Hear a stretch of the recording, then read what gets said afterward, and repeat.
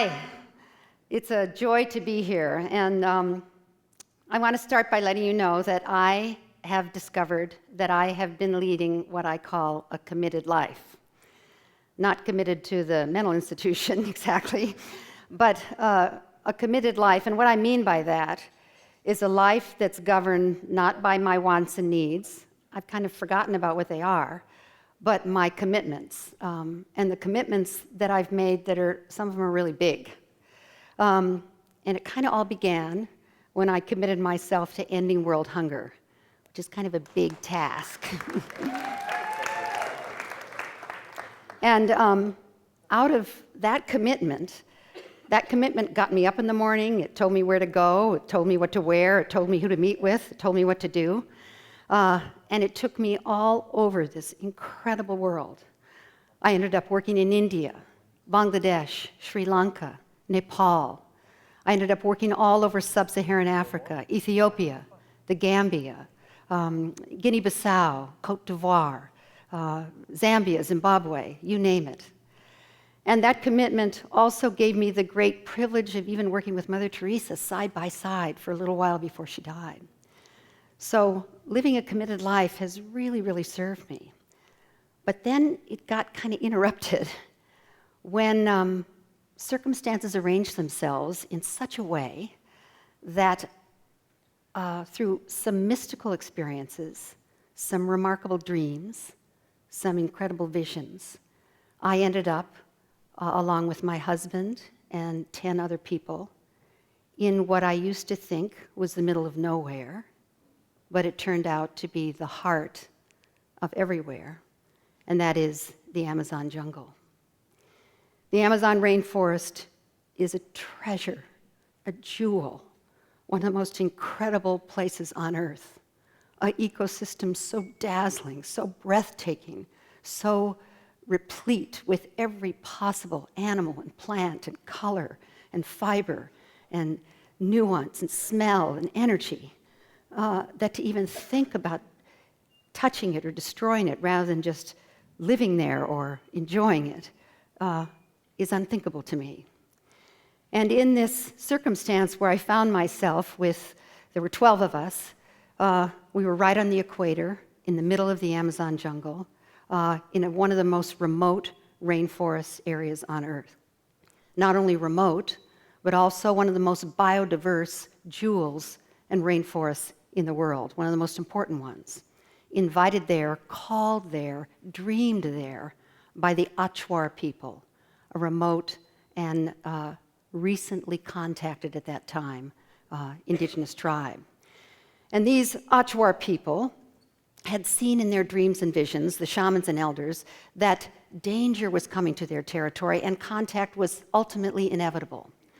So they did something remarkable that we don't know of any other indigenous group that's done that in history.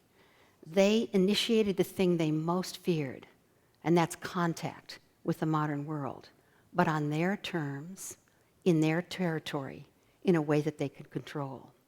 So they dreamed us to them. And in that first encounter, miracles occurred. First of all, they told us they needed our help, and that's why they called us there. They wanted to understand the modern world, but more importantly, they knew that we needed to understand what they knew about the world. So they said to us initially, in the very beginning, if you're coming to help us, even though we asked you to come, if you're coming to help us, don't waste your time.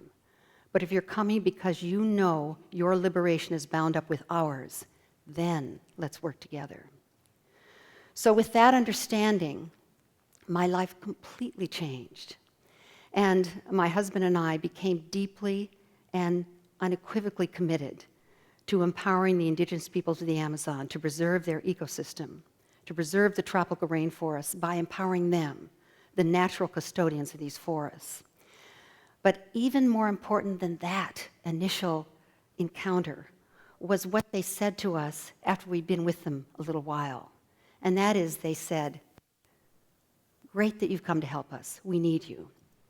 But the most important work you can do is to go home where you came from and change the dream of the modern world.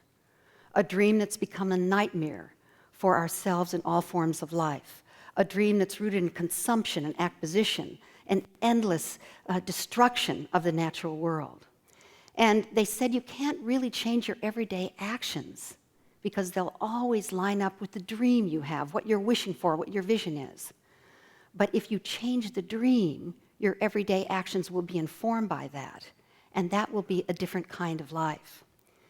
So we went home with that mandate, not knowing what to do with it. And out of that, the Pachamama Alliance was born. The word Pachamama means Mother Earth, but to the Quechua people whose word that is, it means the earth, the sky, the universe, and all time. And the Pachamama Alliance is an alliance between indigenous peoples of the Amazon and the Andes, and conscious, committed people in the modern world, like you and me. So what does it mean to change the dream of the modern world? I'm sure that occurs to you that that's a kind of a big job. So, it wasn't my plan for myself to work in the Amazon. I was committed to ending world hunger, but it was my destiny. And when we began to work on the dream of the modern world, we began to see that the indigenous people are not caught in that, and we are. We're in a deep, deep trance. And they can see that we're in it. They're not in it, and that's how they can see that we are. And they don't make us wrong for it. Incredibly that they don't make us wrong for it. They have some compassion for how deep this trance is. And they can help us wake up.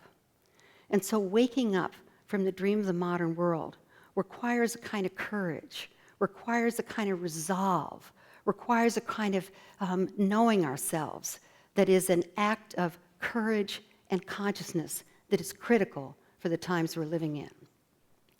I would say that the financial crisis that we're living through is not a financial crisis that's really driven by greed on Wall Street only. I mean, that's a big factor.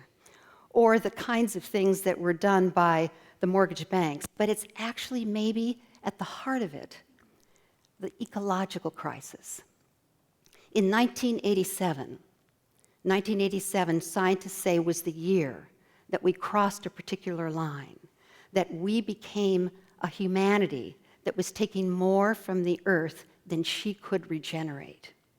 And many economists, particularly ecological economists, predicted that within 20 years, because we were an ecological overshoot, taking more from the earth's resources than she can regenerate, that we would have a financial crisis that would be so deep, that would be so important, that it would be a huge and almost unending crash until we began to live within our ecological means.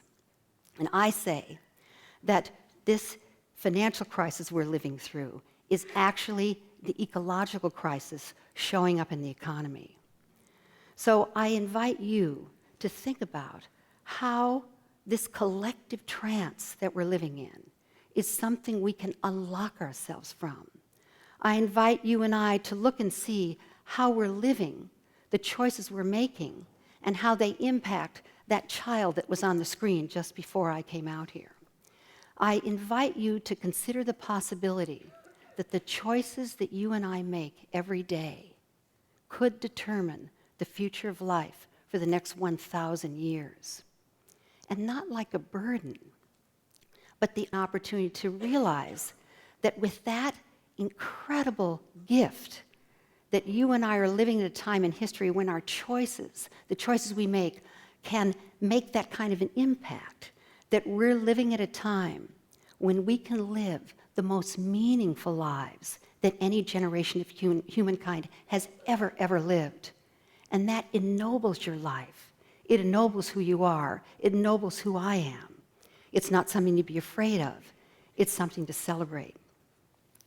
So I'm so deeply inspired by the messages of indigenous people. I'm deeply inspired to be alive at this special time in history. And for me, the work of our time is to hospice the death of the old structures and systems that no longer serve us. They're unsustainable. They're dying.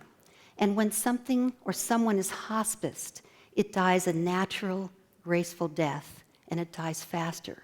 We don't need to kill them. They're dying. while we midwife the birth of the new structures and systems that we now know in the 21st century will serve humanity and the future of life. Yeah.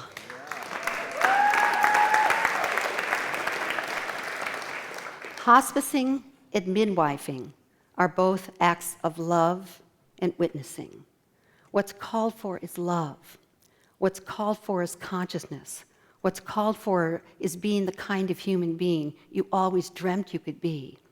And we're living in conditions, circumstances, and historical moments that call for that greatness, that give us an opportunity to live up to the potential that humanity's always had. So for me, it's a privilege to be alive. It's a privilege to listen to these messages of indigenous people. It's a privilege to know that we have the opportunity to stop the destruction of these rainforests. And right now, in the Ecuadorian Amazon, a new crisis is looming. The Chinese National Oil Company, which is one of the most cash-rich entities on Earth, is doing everything it can to get into the most pristine, most biodiverse rainforest on Earth. And it looks like it's the oil company that is the enemy there. But if you really look at it, it's actually our way of life. It's us that's putting pressure on these rainforests. It's us that need to actually relook at the way we're living. So the privilege of being alive at a time like this, the privilege of really being awake to the consequences of our actions, is the tenor, the fabric, the beauty, the gift of our time.